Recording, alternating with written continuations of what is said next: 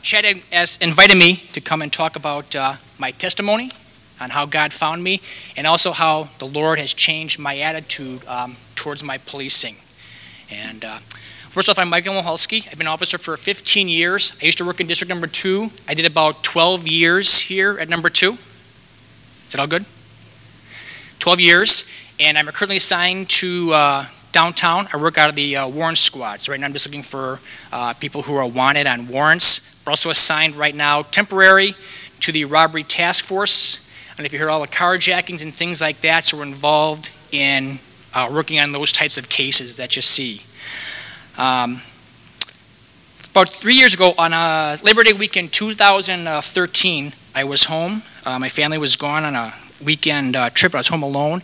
It was about the middle of the afternoon, and I was going to work some overtime for a brewery game. And worked the parking lot. I had a bicycle and everything. I was kind of running late. But I got a phone call. I got a phone call from an old friend that I haven't talked to in over 20 years. And they're just looking for a mutual phone number. And through the grapevine, I had heard that she had a family member that passed away, a nephew. Died at a young age, between 17 and 19 years of age. And I said, boy, that must have been very devastating for you, your sister, your mom. I knew them all. I didn't know who died, but and she said it was very devastating. A sibling found him dead. He was climbing on some rocks. Found him the next day. He was dead. And horrible story. And began to discuss the death of what had happened. And well, then she had told me that her sister believed, his name was Aaron, was reincarnated as a bird. By the time I wasn't saved, I had my thoughts on God, but I thought, boy, if this is getting, her name was Sherry, if this is getting Sherry through her tough time, I thought, great, so be it. You know, what's the big deal? Why is that so bad? I thought, you know, it's a tough time. If she believes that her son came back as a bird, okay, it's getting her through the time. Well, her voice changed. Not angry, not sad, it just changed. I heard this change in her voice. And she said, Mike, that's not the worst part of it. And I thought, what is she going to say that's worse than a sibling finding someone dead the way that that happened? And she says to me, did my sister tell my nephew about God? Did my sister tell my nephew about God? Bam. My heart was pierced. My head just started spinning after those words. I had to run. I was running late. We talked a little bit more briefly. She said, Mike, I talked to my cousin who was a believer and just wanted to know if he went to heaven or not. And the person she was talking to, it sounded like this kind of pandered her. Yes, he's in heaven. Don't worry about it. But her voice stuck with me. Is he in heaven? Did my sister tell him about God? I had to get ready for work. I had to shower and everything. And throughout that day, I didn't even remember going to work. I had to work the parking lot, riding the bicycle. I must have been about 6 hours. I do the overtime because I want the money. I just wanted to get out of that baseball game and just go home. My heart was sinking. My head was just spinning. All the thoughts of people who had talked to me about God throughout my entire life just started going through my head. As a child, people that I heard talk about God, whether it was good or bad, my thoughts on God were just coming. Bits and pieces throughout work relations, going to homes, people on the street, just walking past a Bucks game or something and someone passing out a Bible tract. All these thoughts just kept going through my head. Well, then thoughts came through my head. Thoughts of all the time I cursed God. All the times I mocked God. All the times I shook my fist at God. All the times I didn't believe in God. All the miracles that happened in my life that I just shook past it just happened. It just happened. My heart was just spinning. That next morning, I got up and still my head is just spinning. What was said? Did I tell my nephew about God? Well, that next day, I went and got a cup of coffee. I went to a spot through Whitnell Park where I take our dog running. And that day, I had with me, I drop it. I had a Bible tract. I had a Bible tract that I did not throw away. It was given to me by my old partner, Tim Zielinski. Tim Zielinski is a believer. He put his trust and faith in the Lord, and he always tried talking to me at work about God. Well, one day we got sent to Trouble with a Subject off of not too far from here, 16th and Beecher. It was a gentleman, a young man, about 20 years of age, who they were kicking off the bus. They were kicking him off the bus because he was reading the Bible on the bus. So we got there, security was there, the gentleman was very, very nice, and he just refused to get back on the bus. Says, no problem, guys, everything's okay, we're going to make him go back on the bus. Tell the bus driver, he's going back on, you can't do this. He said, no problem, I live a few blocks away, but he gave me that Bible tract. I just had it here with me. But I kept that Bible tract, something inside of me said, don't throw it away, I kept it in my visor. I went to Whitnall Park and I thought to myself, did I tell my wife, Susan, and my son, John, about God? And I didn't. I'm 47 and a half years old at that time. And I didn't tell them about God. I didn't tell Susan, my wife, and my son. And it was at that moment that I knew I was going to bow down to the Lord and that I was going to have to answer.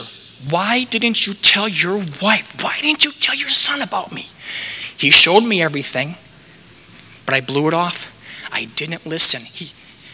And that pierced my heart, and that is when the Lord opened my eyes and my ears to my sins, of who I was, to just my wicked ways. He opened my heart that morning.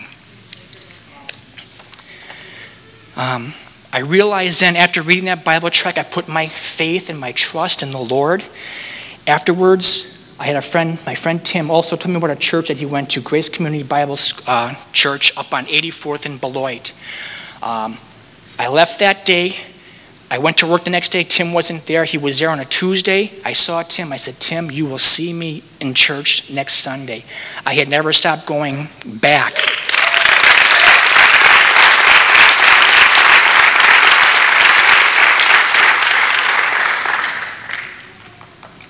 "47 and a half years old I was, and that's what it took for God to pierce my heart. That phone call wasn't no fluke. 20 years I did not talk to this person. 20 years, and just asking for a phone number, and just asking, how's your family? What happened? And when I heard that voice, it pierced me, and that is when God opened my eyes and my ears, and that is when God had saved me. For 12 and a half years, I was a police officer, a non-believer. I felt I did a good job. I felt I went out there, I came to work, I don't call in sick, I'm out there, I felt inside I was doing the right things. But also I had a lot of anger, and I had a lot of hate. I had a lot of hate with drug dealers. I had a lot of hate for the gang members here on the south side. I had a lot of hate for the prostitutes out here, and I had a lot of hate for the drug users out here. I hated seeing what they were doing out here. Inside, I hated them. Hate's not a strong enough word. It's how I felt for some of these people, especially the gang members. I used to wish some of the gang members I used to deal with, I dealt with them all the time, that I wish when you'd hear that shooting called over off of 8th and Lapham, yes, it's going to be one of those guys. And I'm going to roll up on them, and it's going to be their last breath. And I'm going to walk up on them, and I'm going to grab them by the throat, and I'm going to say, listen, so-and-so, you're going to hell. Well, at that time, what I didn't know, that person, if I would have done that, would have grabbed me by my collar and said, you're coming with me, Mike, because that's where I was going.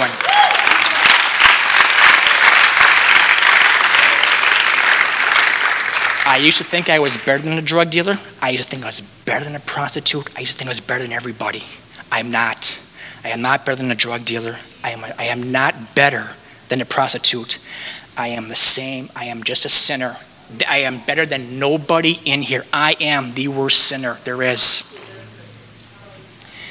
So with that, the Lord has changed my heart. He has softened my heart. He has opened my eyes to my sins. And he has taken that hate and that anger away. I don't have that anger anymore. I don't have that hate. That's not because of something I read in a self-help book.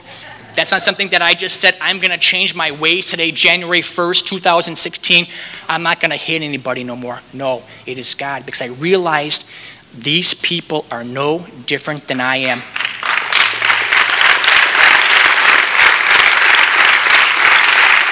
I am one step away from being role reversed with them. I could be me locked up. God has worked me in many ways. Because he's opened my eyes and my ears to, like Chad said, what we're dealing with are crimes of sin. That's how I take these assignments. I don't walk in anymore, you are a scumbag, you are a piece of garbage. No, what's going on here is sin, the domestic violence, the hitting, the physical, the stealing, the robbing, the shooting. These are all sins. And that is what changed my attitude about policing. That's why the hate is gone. I'm more confident in what I do. I can walk into the home, not be frustrated. I can get frustrated, but not like before. Okay, this is a sinful problem. I can walk in now and say, God is not here. Okay, now I can work with that. I understand. You don't have the Lord. Let's work with that right now.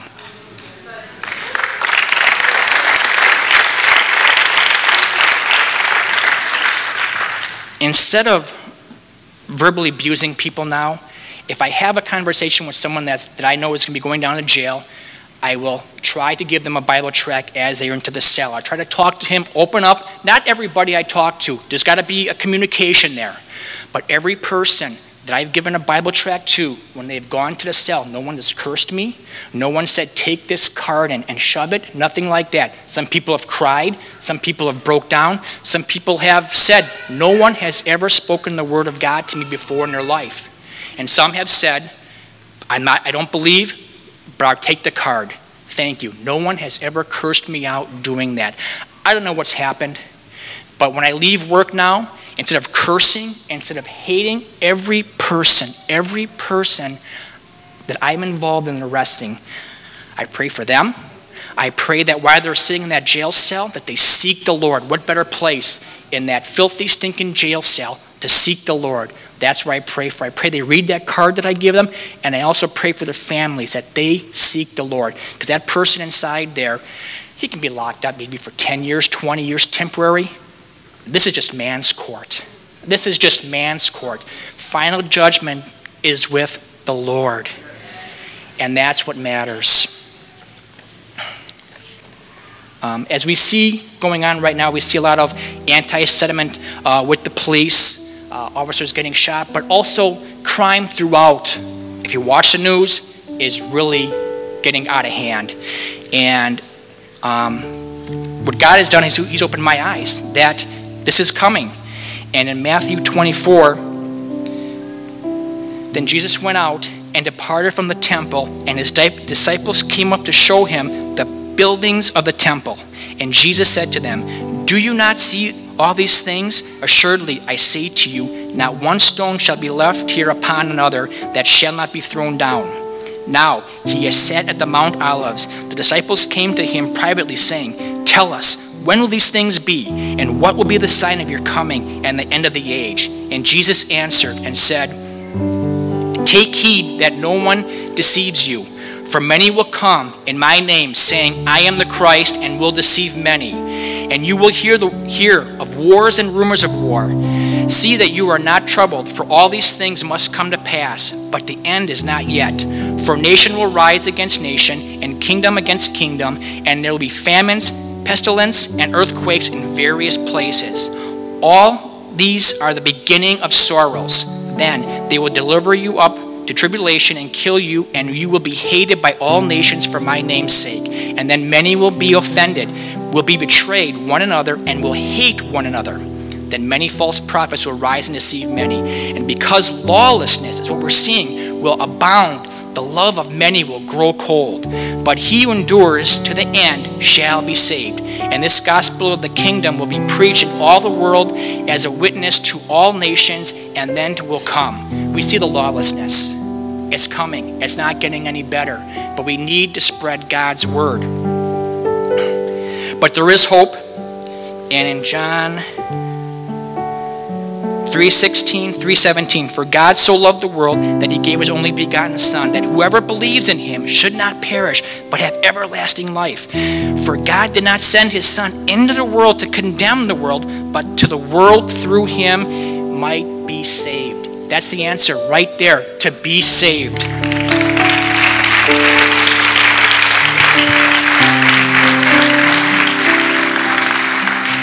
I just want to, and I'm not sure whoever's faith, what it is, hopefully we can plant some seeds, but if you're not saved by the Lord, salvation is the most important thing in the world, both now and hereafter. If you are not saved, nothing really matters. Thank you.